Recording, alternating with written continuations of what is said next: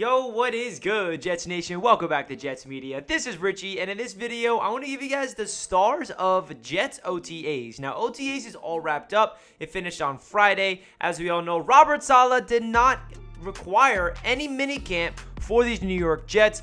All the other teams across the NFL, they're starting their mandatory minicamp this week, but the New York Jets, they're off this week because the New York Jets have to go into training camp a little earlier than other NFL teams, 10 days earlier, because the Jets are playing in that Hall of Fame game, so they have to report a little early. So Robert Saleh decided we do not need a mandatory minicamp. We got enough work in the OTAs. So in this video, I want to give you guys my thoughts of the stars of OTAs, who really stood out the most, and who are some players to look out for in training camp, and of course in the preseason, and more importantly, when the real season begins. Now, before we hop into the video, I do want to mention, if you're new to the channel, make sure you guys hit that subscribe button. I got a lot of Jets content coming your way all throughout the rest of the offseason, and of course carrying over into the season. And if you guys enjoyed this video, please do me a favor by simply hitting that thumbs up button and commenting your thoughts of your favorite players that you saw at OTAs from the New York Jets. Now let's dive right into it. So we got to talk about the man of the hour. I mean, the star of this Jets team, and yeah, his name is Aaron Rodgers. You guys know him well by now. So Aaron Rodgers, his impact of OTAs has just been off the charts. I mean, I feel like Aaron Rodgers' impact for this Jets team is more significant off the field than on the field, just because we haven't really seen Aaron Rodgers, with pads on yet and seen him throw the football with real live action football yet. But when it comes to his installation of this offense and his ability to be a coach on the field and just setting a standard for these young New York Jets, it's really exciting to watch. Seeing him out there, going to MetLife Stadium for Taylor Swift concerts, go to Knicks and Rangers playoff games, going all over the place, Broadway shows, you name it. I mean, Aaron Rodgers absolutely took over New York City, and he said himself that these last 6 weeks have been one of the best 6 weeks of his life. He's having a ball. He is enjoying life at his maximum potential, which is something you really love to see. But when it comes to his impact with this Jets team and him being a star at OTAs, it kind of raises the expectations not only for himself as a personal player, but the team around him. Right? The coaching staff, the young players, they're looking at Aaron Rodgers and they know that the expectations are high from the outside, but it's also high from the inside. And what I mean by that is the outside world has a lot of high expectations of the New York Jets. The media, ESPN, you name it. A lot of people have a lot of hype around the New York Jets, but there's also a sense of high expectations that the Jets have to meet internally, right? Aaron Rodgers is expecting excellence from this young Jets football team. So he's going to rise and bring these players underneath him. Guys like Garrett Wilson and Allen Lazard and McCall Hardman, all the wide receivers are really exciting to watch. I'm really intrigued to see how they're going to look like. But the reality is of this situation of Aaron Rodgers, folks, is that his impact, he's a coach on and off the field. He's in the meeting rooms. He's making his voice heard. He is talking over Nathaniel Hackett sometimes. I've heard from CJ Uzomah in press conferences, just giving his perspective from the quarterback's viewpoint of, okay, quizzing players as well.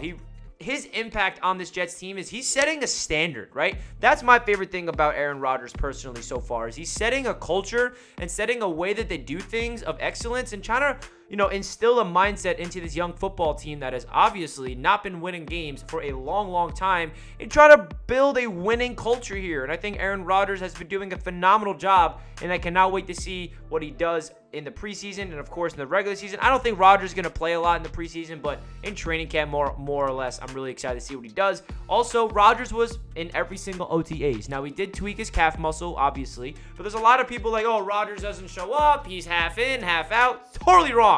Rodgers is all in. He was here for all 6 weeks. He was here for every single OTA practice, even the ones that he wasn't participating in because of his calf injury. He was still there off to the side, coaching guys up like Zach Wilson and other players. So that's what you love to see. Aaron Rodgers is officially all in, and that's something that should give Jets fans a lot of excitement.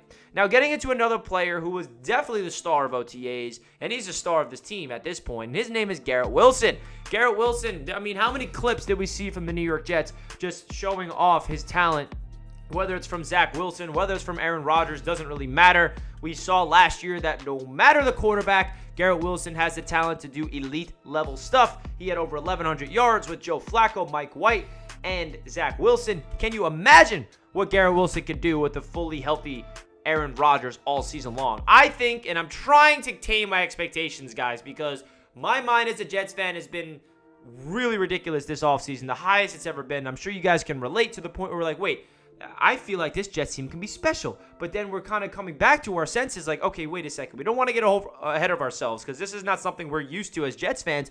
But when it comes to Garrett Wilson as the player, folks, there's a reason to be excited. Coming off that season he had last year, seeing what he's doing already at OTAs, and having Aaron Rodgers there, who built a connection with Davante Adams, and Aaron Rodgers has been comparing Garrett Wilson to Davante Adams so much ever since he came here. Every time a reporter asks Garrett Wilson, or every time a reporter asks Rodgers about Garrett Wilson, Rodgers can't help himself but bring up Davante Adams every single time. And obviously he sees a lot of potential in Garrett Wilson. And the best thing I've noticed that Rodgers, when he talks about Wilson, is that he's a great person. And he said, your best players on a football team also needs to be really good people, high character individuals. And that's what Rodgers said about Garrett Wilson. Not only is he a freakishly talented, physical wide receiver, speedy, twitchy, acrobatic, athletic beast that he is, but he's also a great human being and a great person to be around and a great, leader on this football team that's so young and has so much upside. So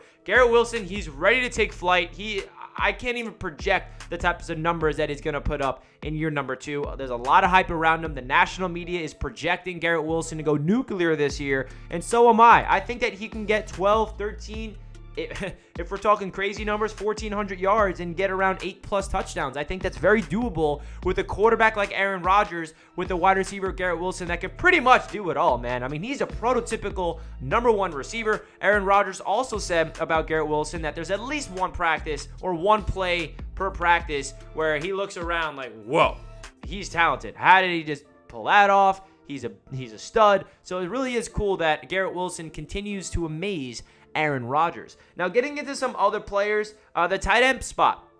Jeremy Rucker has been a really intriguing star of OTAs. Now, this is a year 2 player that did not play a lot of football for these Jets last year as a rookie. He was nursing a foot injury when we drafted him last year, so he was not participating in OTAs as a rookie last year. So this is his first opportunity to really get a feel of what OTAs are like. And when you're a rookie, OTAs are so important to really get get your confidence right and understand the scheme. So we can really call it last year a redshirt for Jeremy Rucker. I think that's easy to say. I know he played at the final game against the Miami Dolphins, and we really saw his potential as a blocker and even a pass catcher at times, but he did not get a lot of reps as a rookie. And I think that Jeremy Rucker has a chance to really step up in year number 2 and provide a big-time impact, because these tight ends with Aaron Rodgers, he loves his tight ends. And Jeremy Rucker has been flashing. He's been making plays. Tyler Conklin's been injured throughout this entire OTA process, which gave Jeremy Rucker a lot more opportunities to flash. So great sign of Jeremy Rucker. And you also got to bring up CJ Uzomah, because Ethan Greenberg,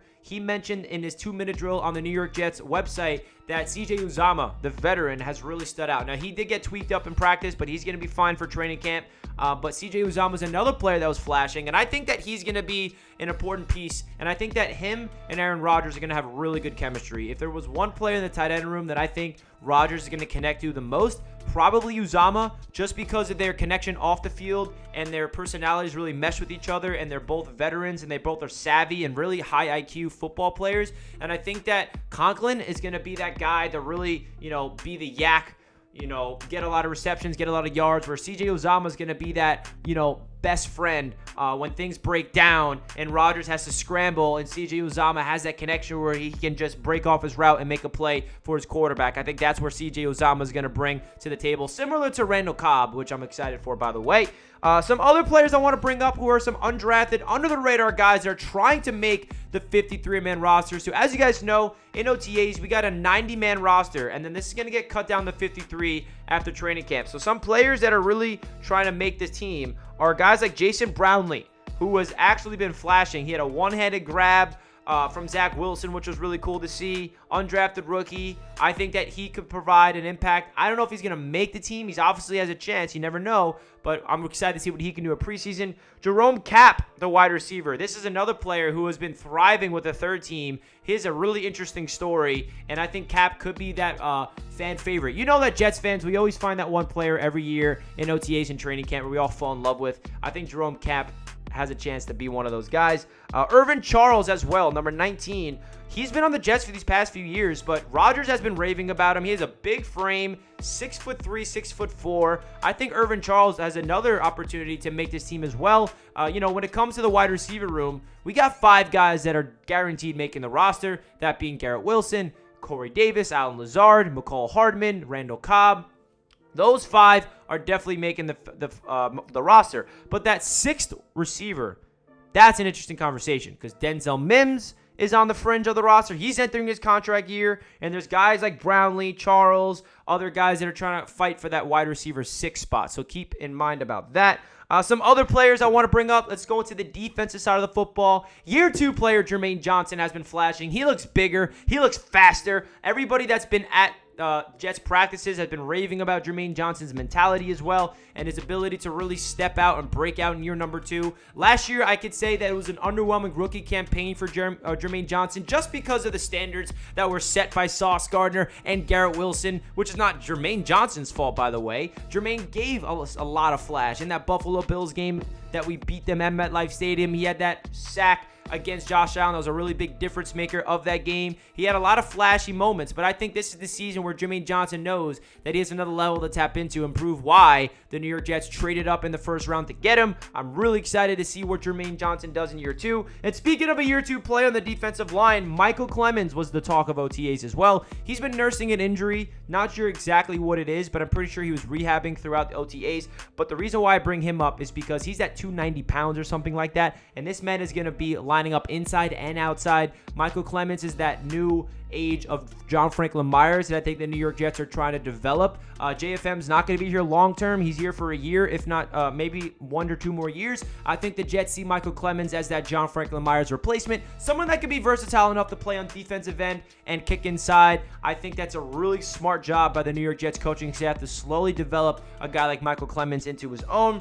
And another player on that defensive line that we got to bring up is Carl Lawson. Carl Lawson came out there at OTAs for the first time. He looks ripped. He looks like he's on another level physically. And we saw Carl Lawson when he first got signed with the New York Jets. He was the star of OTAs, the star of training camp. And then unfortunately for him, he ruptured his Achilles. Last year, when he came back from that injury, got a career high in sacks. He said that he's looking to get double-digit sacks this season. It's really important to go, have a full season of healing and rehabbing, and he went out there and looked good. I think there's another level of Carl Lawson to tap into that we're going to see this season. Another guy I want to bring up is Zach Wilson. I wouldn't say he was a star, right? But I definitely want to bring him up in this video because I really feel like when Aaron Rodgers went down from his calf injury, Zach Wilson stepped up, and he looked pretty good. I mean, obviously, Zach Wilson is progressing under Aaron Rodgers. We're going to see a lot of Zach Wilson in the preseason that I'm really excited about. And Jets fans, we got to be honest with ourselves. We should be rooting for Zach. There's no reason to be hating on Zach Wilson and just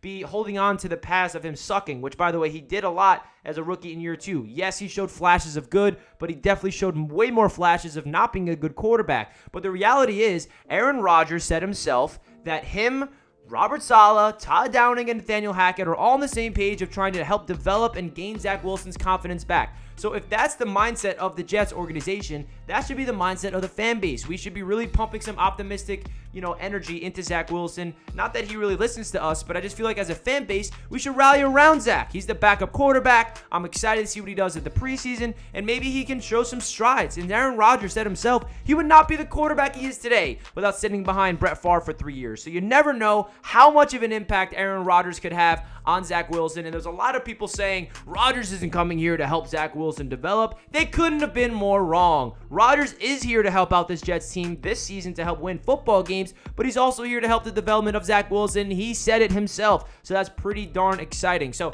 that's going to wrap up this video, guys. Let me know your thoughts down below in the comments. There's obviously some other stars of OTAs that I did not bring up, so let me know some players that you guys really want to talk about down below in the comments section. Hit that thumbs up button if you guys enjoyed the video, and I'll catch you guys next time. Let's go Jets! Peace.